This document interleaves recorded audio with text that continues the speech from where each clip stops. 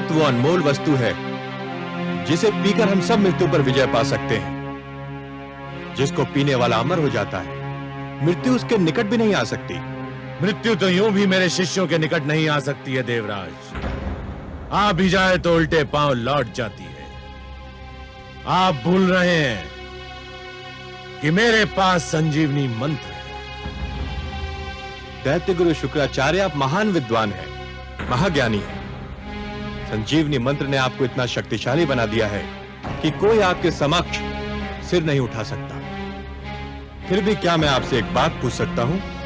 अवश्य पूछिए देवराज, मैं आपको निराश नहीं करूंगा। यह सत्य है कि संजीवनी मंत्र के कारण दानव मृत्यु के भय से मुक्त हो चुके हैं। उन्हें मृत्यु आ भी जाए तो आप उन्हें पुनर्जीवन प्रदान कर देंगे। परंतु यदि आपको कुछ हो गया तब क्या होगा दैत्य गुरु? आप कहना क्या चाहते हैं देवराज?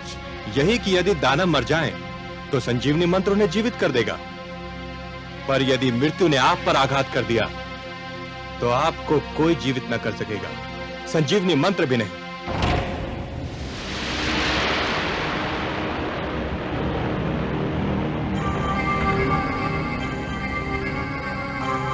आपको तो भली भांति स्मरण होगा कि भगवान शिव ने क्या कहा था। कदाचित आप भूल गए हो तो मैं स्मरण करा दूं कि भगवान शिव ने कहा था कि यह संजीवनी मंत्र एक कल्प में एक ही बार केवल एक ही व्यक्ति को दिया जा सकता है। इसका अर्थ यह हुआ दैत्य गुरु कि यह खेल उसी समय तक सीमित है जब तक आप हैं। यदि आपको कुछ हो गया तो आप यह मंत्र किसी और को नहीं दे सकते कि आपकी मृत्यु की स्थिति में वो आपको पुनर्जीवित कर दे। और हे दानवराज, यदि दैत्य गुरु शुक्राचार्य नहीं रहे तो आप सबका क्या होगा? आप सब भी एक एक करके मृत्यु की गोद में समाते जाएंगे। केवल अमृत ही हम सबको मृत्यु से बचा लेगा।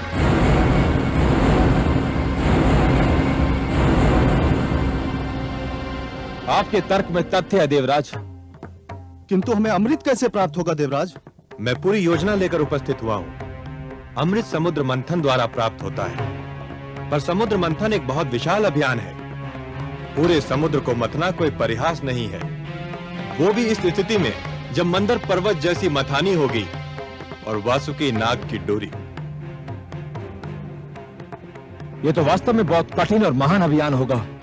आप ठीक समझे दानवराज, ये कठिन और महान कार्य अकेले दम न हम कर सकते हैं और न आप। हम दोनों मिलकर ही इस विशाल अभियान को सफल बना सकते हैं। परंतु यह स्मरण रखिए कि अमृत की प्राप्ति है वो बहुत आवश्यक है। मैं इस आवश्यकता के विषय में भी जानना चाहूंगा देवराज। अमृत हम सबको अमर कर देगा।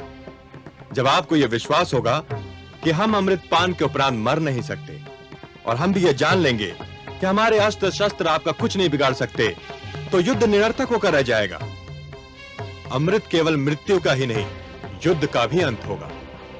गुरुदेव, मेरे विचार में यह प्रस्ताव स्वागत योग्य है।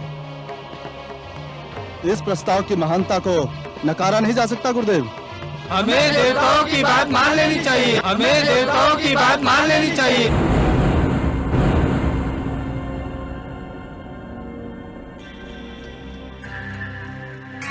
देवताओं से यह आशा रखना कि वो सद्भावना के कारण हमसे सहयोग और समझौता चाहते हैं, मरुस्थल से यह आशा रखने के समान है कि वो मधुवन में बदल जाएगा। ये मित्रता, ये सहयोग की भावना, ये समझौते की इच्छा देवताओं के मन में अचानक कहां से जाग उठी देवराज? ठोकर खाने वाले ही संभलने की चेष्टा करते हैं दैत्य गुरु। पराजय हमारे लिए वो ठोकर सिद्ध हुई जो हमें संभलने पर विवश कर रही है। सच तो यह है कि हम बार बार के युद्ध से ऊब गए हैं। दानवराज, क्या मैं समझूं कि आपने प्रस्ताव स्वीकार कर लिया है? मुझे देवताओं पर तनिक भी विश्वास नहीं है, परंतु देवराज आपके इस तर्क ने मुझे निरुत्तर कर दिया है कि मैं संजीवनी मंत्र से सबको जीवित कर सकता हूं, परंतु स्वयं को नहीं।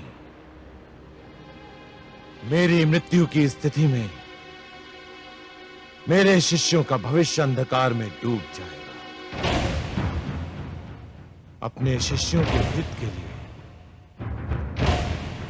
मुझे आपका प्रस्ताव स्वीकार करने में कोई आपत्ति नहीं है।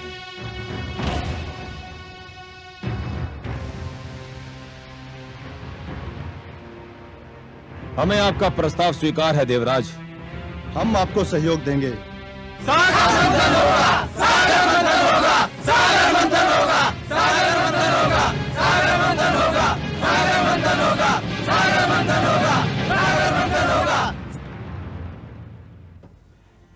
आज तो हमारे देवराज ने चमत्कार कर दिया महादेवी। जिस प्रकार ज्वार के समय समुद्र की लहरें तट को तोड़कर आगे निकल जाती हैं, उसी प्रकार आज देवराज इंद्र के तर्क दानवों की बुद्धि के आगे निकल गए।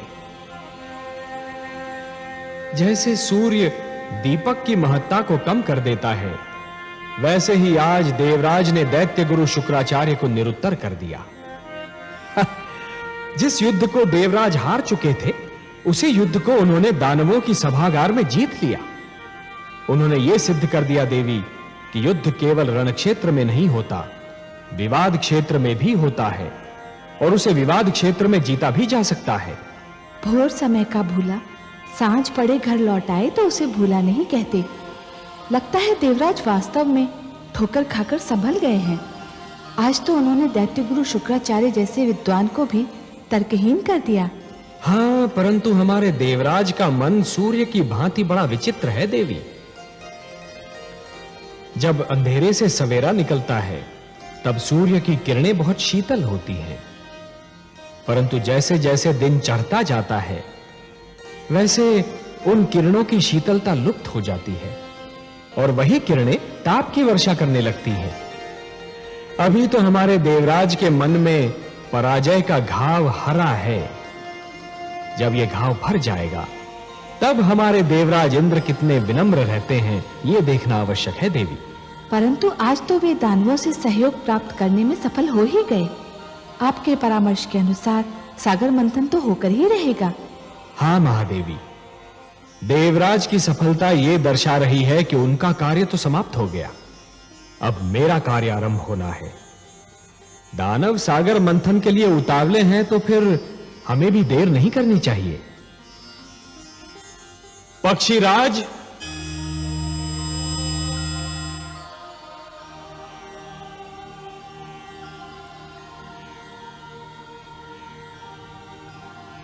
आज्ञा है लक्ष्मीपति। पक्षीराज, आप हमारे सुदर्शन के साथ मंदर पर्वत पर जाइए।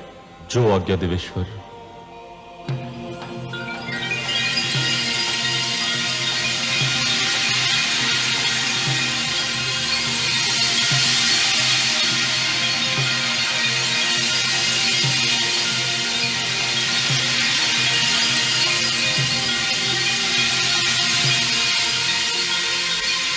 हे सुदर्शन, आप पक्षीराज के साथ मंदर पर जाइए और मंदर पर्वत को जड़ से काट दीजिए।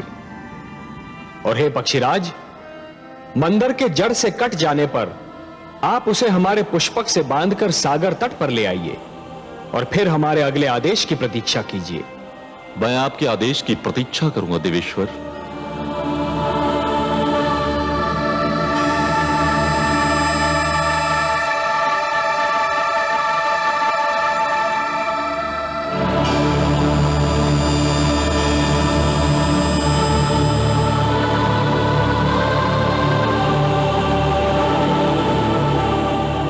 सुदर्शन, आप अपने कार्य का शुभ आरंभ कीजिए। मैं पुष्पक लेकर लौटता हूं।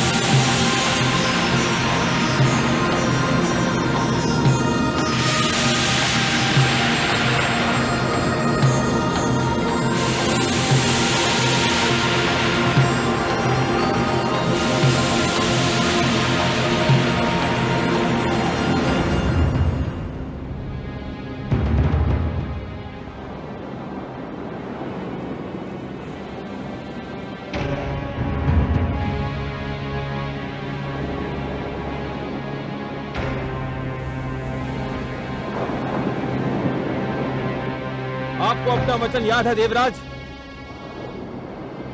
आपने कहा था सागर मंथन से जो भी निकलेगा वो आपके और हमारे मध्य समानता से बांटा जाएगा। हमने यही निश्चित किया था दानवराज, और हम अब भी अपने वचन पर अडिग हैं। तो फिर ठीक है, सागर मंथन का शुभारंभ होगा। पक्षीराज जैसे ही मंदर पर्वत लेकर आएंगे, मंथन आरंभ कर दिया जाएगा।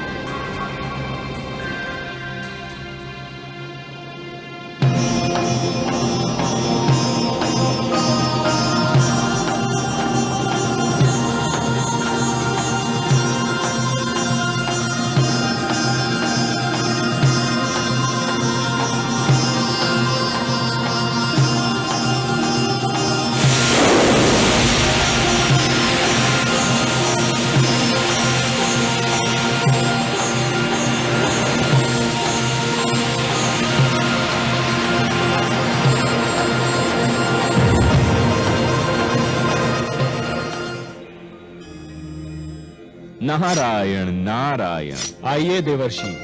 प्रणाम माता। प्रणाम सर्वेश्वर। प्रणाम। आपने बुलाया मुझे? हाँ देवर्षि, हमें आपका सहयोग चाहिए। हे लक्ष्मी नारायण, ये तो आपकी महानता है कि आप मेरी सेवा को सहयोग का नाम देते हैं। आदेश दीजिए। समुद्र मंथन होने वाला है देवर्षि, समुद्र मंथन। परंतु एक समस्या है। वासुकी नाग का प्रयोग डोरी के रूप में होना है, और मंथन के समय उसके मुख से ऐसी भयंकर अग्नि जैसी फुंकारें निकलेंगी कि जो पक्ष उसके मुख की ओर होगा वो झुलस कर मर जाएगा। ये तो सत्य है प्रभु। समस्या ये है देवर्षि कि यदि दानव मरे तो दैत्य गुरु शुक्राचार्य उन्हें पुनः जीवित कर देंगे, और यदि देवता मरे तो उनकी संख्या कम हो जाएगी और समुद्र मंथन संभव ही नहीं हो पाएगा। ये तो चिंता का विषय है देवेश्वर, इसकी ओर तो मेरा ध्यान ही नहीं गया। इसीलिए तो मैं ये चाहता हूं देवर्षि कि पाला बांटते समय कुछ ऐसा हो कि वासुकी की दुम की ओर देवता हो और वासुकी के मुख की ओर दानव हो। इसीलिए मैंने आपको थोड़ा सा कष्ट दिया। नारायण नारायण, आपकी लीला धन्य है प्रभु। देवर्षि, ये केवल मेरी लीला नहीं, आपकी बुद्धि की परीक्षा भी है। वासुकी के मुख की ओर दानव और दुम की ओर देवता। बस ये समझिए कि आपकी क्षमता की परीक्षा है ये। आपको परीक्षा लेने में और मुझे परीक्षा देने में जो आनंद आता है, उसका अनुमान केवल मेरी लक्ष्मी माता को है। क्यों माता? नारायण नारायण।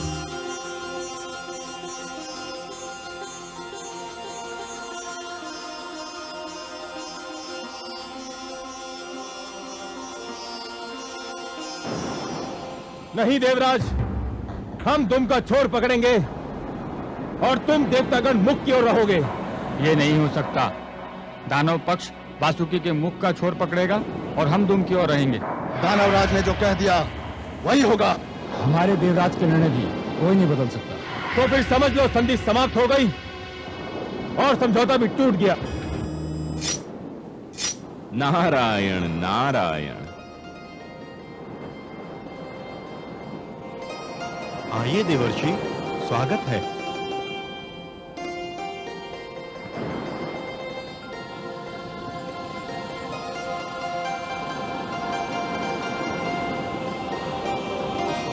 वातावरण का ताप बहुत बढ़ा हुआ दिख रहा है। किस विवाद ने ताप को बढ़ा दिया है? देवर्षि, आप ही निर्णय कीजिए। हमारा कहना है कि दानव वासुकी के मुख का छोर पकड़ेंगे और देवता दुम का छोर, पर ये दानव मान ही नहीं रहे हैं। हे देवर्षि, समझौते का प्रस्ताव देवराज लेकर आए थे, हमने मान लिया। अब हम प्रस्ताव रख रहे हैं तो देवराज क्यों नहीं मानते? उचित है, सर्वथा उचित है। देवराज, दानवराज का तर्क बुद्धिसंगत है। ये आप क्या कह रहे हैं देवर्षि? आप तो दानवों का पक्ष ले रहे हैं।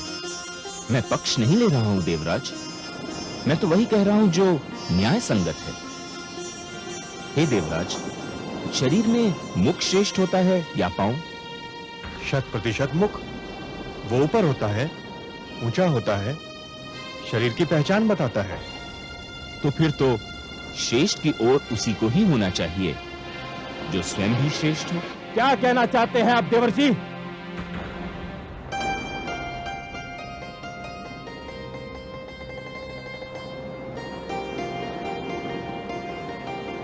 मैं ये कहना चाह रहा हूं दानवराज कि जिस प्रकार शरीर में मुख श्रेष्ठ होता है, उसी प्रकार सृष्टि में देवता श्रेष्ठ हैं। इसलिए वासुकी के मुख की ओर तो देवताओं को ही होना चाहिए। आप हमारा अपमान कर रहे हैं देवर्षि। हमने देवताओं को परास्त किया है। युद्ध क्षेत्र में उन्हें सर झुकाने पर विवश कर दिया था। देवता श्रेष्ठ थे, अब नहीं है, और पराजित कभी श्रेष्ठ नहीं हो सकता। अब तो केवल हम श्रेष्ठ हैं। उचित है, सर्वथा उचित है। इस विषय पर तो मैंने भी नहीं सोचा था। श्रेष्ठ वही होता है जो विजयी होता है।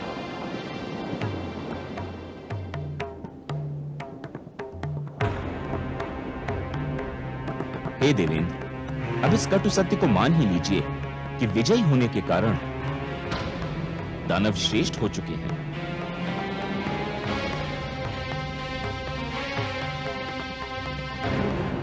हे दानवराज, श्रेष्ठता की कुछ मांगे होती हैं, और प्रथम मांग यह होती है कि उसे हमेशा श्रेष्ठ की ओर रहना पड़ता है। यह मांग तो तभी पूरी हो सकती है जब आप वासुकी के श्रेष्ठ भाग की ओर हो। यदि श्रेष्ठ की यही मांग है तो हम वासुकी के मुख की ओर का पाला स्वीकार करते हैं।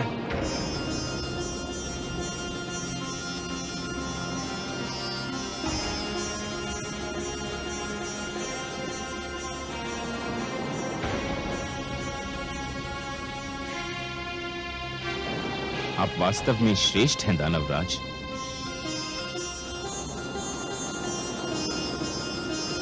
देवर्षि नारद की जय! देवर्षि नारद की जय! देवर्षि नारद की जय! नारायण नारायण। नारद के इस खेल से दानव थे अनजान, जीत हुई फिर ज्ञान की, हार गया अज्ञान। सागर मंथन के लिए दोनों दल तैयार, लेकिन क्या हो पाएगा देवों का उद्धार।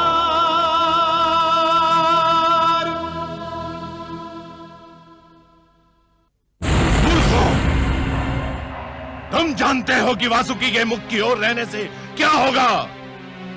उसके मुख से ज्वाला के रूप में फुंकारें निकलेंगी और तुम सब झुलस कर रह जाओगे। देवता चतुर हैं और नारद उनसे भी अधिक चतुर। उन्होंने तुम्हें श्रेष्ठ कहकर तुम्हारी प्रशंसा कर दी और तुम उनके जाल में फंस कर रह गए।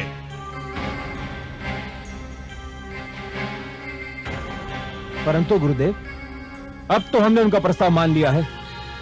यदि अब हमने उनका निर्णय नहीं माना तो हमारे अपने लोग हमें संदेह की दृष्टि से देखने लगेंगे। भूल मेरी थी जो मैंने तुम लोगों पर भरोसा किया।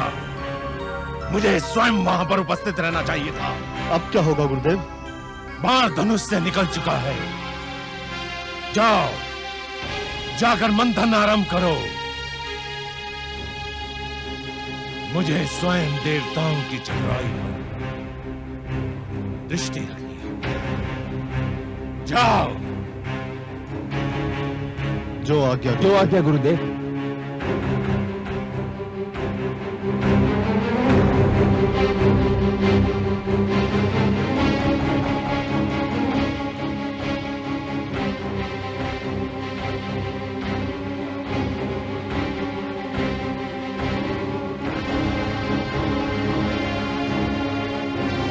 सर्वानु,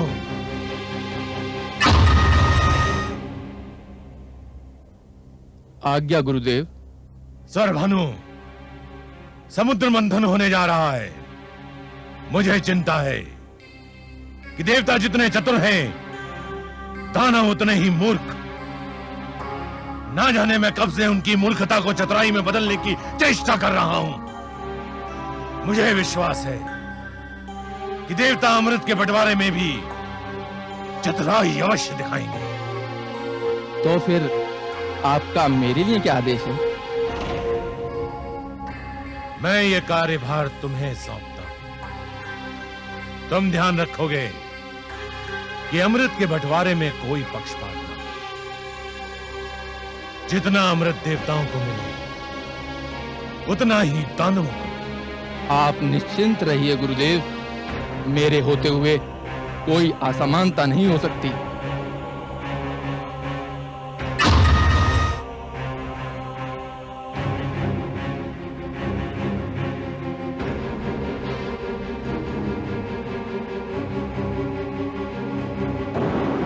हे पक्षीराज, अब पर्वत को उठाइए और इसे समुद्र के बीचों बीच रख दीजिए।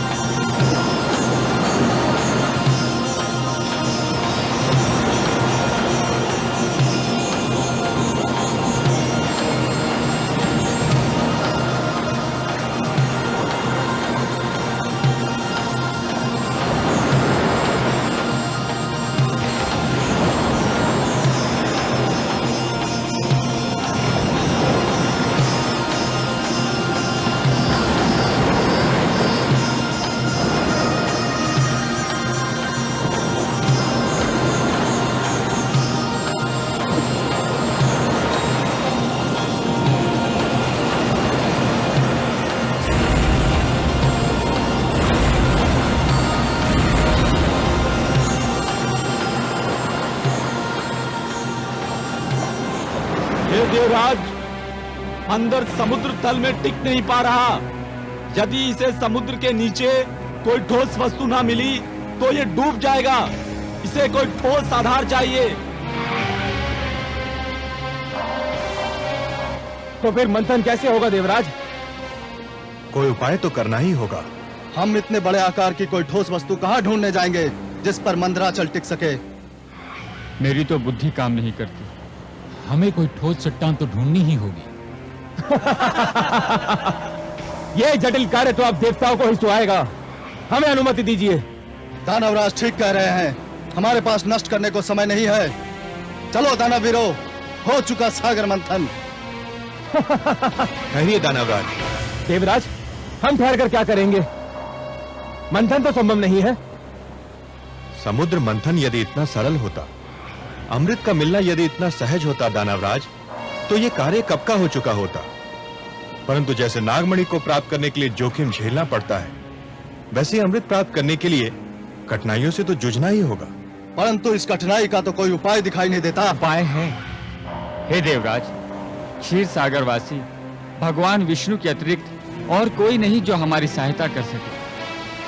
हाँ देवराज, केवल वही हमें इस संकट से उबार सकते हैं। हमें लक्ष्मी नारायण से सहायता मांगनी चाहिए। हमें अपने लक्ष्मीपति की स्तुति करनी चाहिए।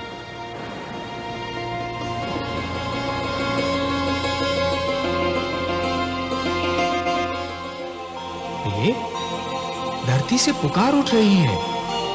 मुझे बुलाया जा रहा है। हाँ कमल नयन, संकट बढ़ रहा है। मंथन असंभव सा लगने लगा है। और यदि मंथन नहीं हुआ तो जीवन संकट में घिर जाएगा।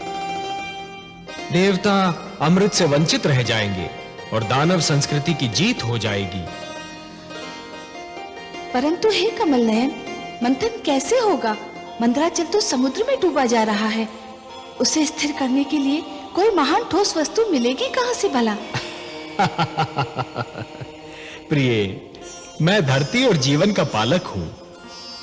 धरती और जीवन की रक्षा करना मेरा कर्तव्य है। मैं मंदराचल को अपनी पीठ पर रोक लूंगा। आप मंदराचल को अपनी पीठ पर रोकेंगे? हाँ प्रिय, मैं कूर्म का रूप धारण करूंगा। यह मेरा कूर्मावतार होगा। दूसरा अवतार, मंदर पर्वत मेरी पीठ पर टिक जाएगा और फिर समुद्र मंथन में कोई कठिनाई ही नहीं होगी। परंतु हे कमल नयन, आपने तो कहा था कि आप मानव लोक पर उसी समय जाएंगे जब मानव कल्याण को कोई संकट होगा। ये तो देवताओं और दानवों का झगड़ा है। इसमें हस्तक्षेप करने के लिए आपको अवतार लेने की क्या आवश्यकता है?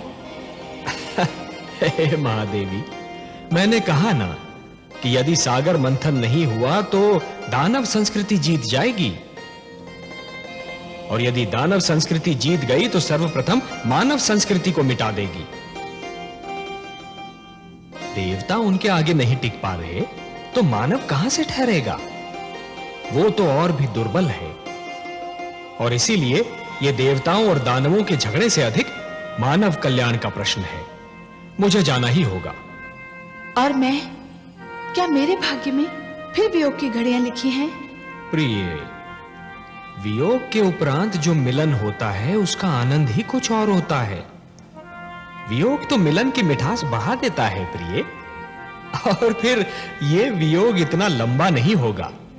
हम शीघ्र फिर मिलेंगे, और ये मिलन इतना सुंदर होगा प्रिय कि आप इसे कदापि नहीं भूल पाएंगी। मैं तो वियोग शब्द सुनते ही उदास हो गई थी, परंतु आपके सुंदर मुख से मिलन शब्द सुनते ही मैं आनंद विभोर हो उठी हूं। कैसा होगा अपना ये मिलन कमल नयन? इस बार आप मेरी भुजा में लीन अवश्य होंगी महादेवी, पर आपका जन्म सागर मंथन से होगा। समुद्र मंथन से जो अनमोल रत्न निकलेंगे उन्हीं के साथ आप भी निकलेंगी। हे महादेवी, अमृत और आप, यही दो तो इस सागर मंथन की सबसे सुंदर उपलब्धियां होंगी। आप प्रेम का प्रतीक हैं, ममता का स्वरूप है, और जीवन के लिए प्रेम और ममता अमृत से कम नहीं देवी।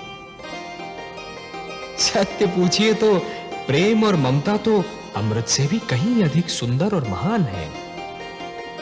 अमृत तो केवल देवताओं के लिए होगा देवी, परंतु आप इस सागर मंथन की सबसे महानतम उपलब्धि होंगी, क्योंकि आप ही मानव कल्याण का सर्वश्रेष्ठ साधन बनेंगी।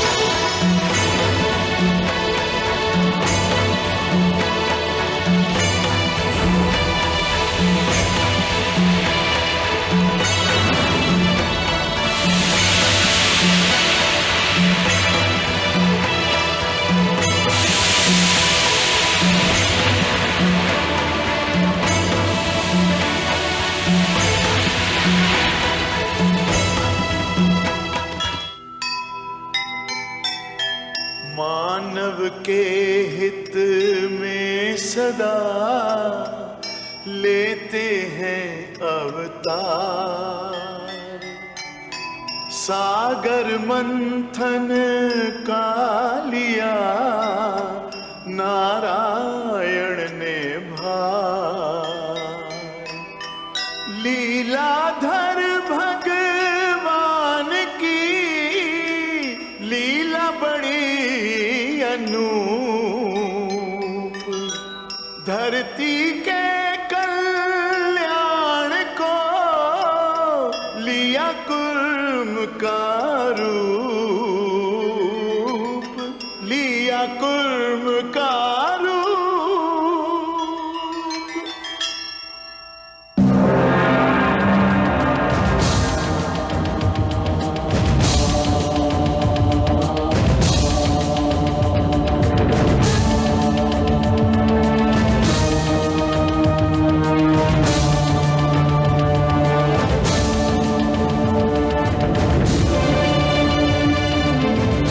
हे देवगण, तुमने मुझे पुकारा, मैं आ गया हूं।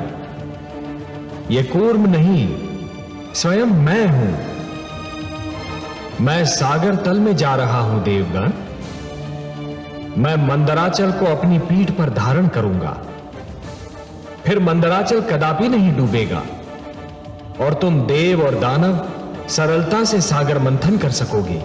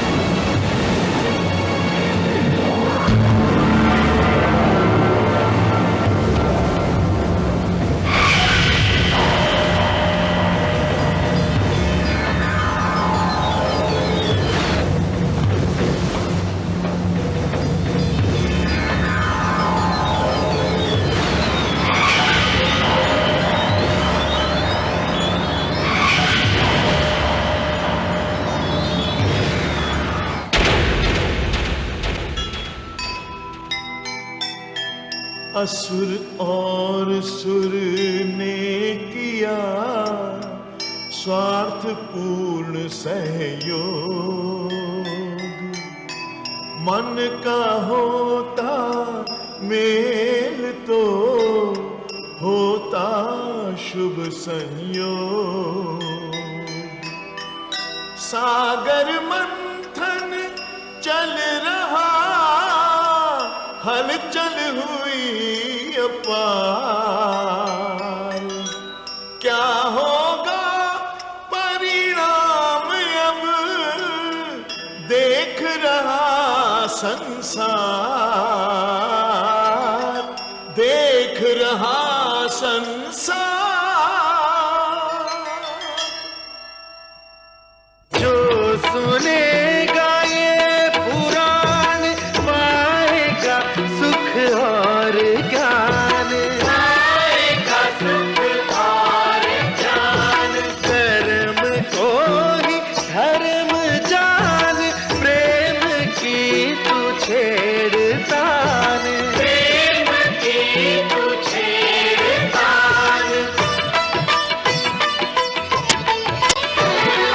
बीते युग बता रहे हैं, बीते युग बता रहे हैं, सत्य पथ पे चल सुजान विष्णु पुराण।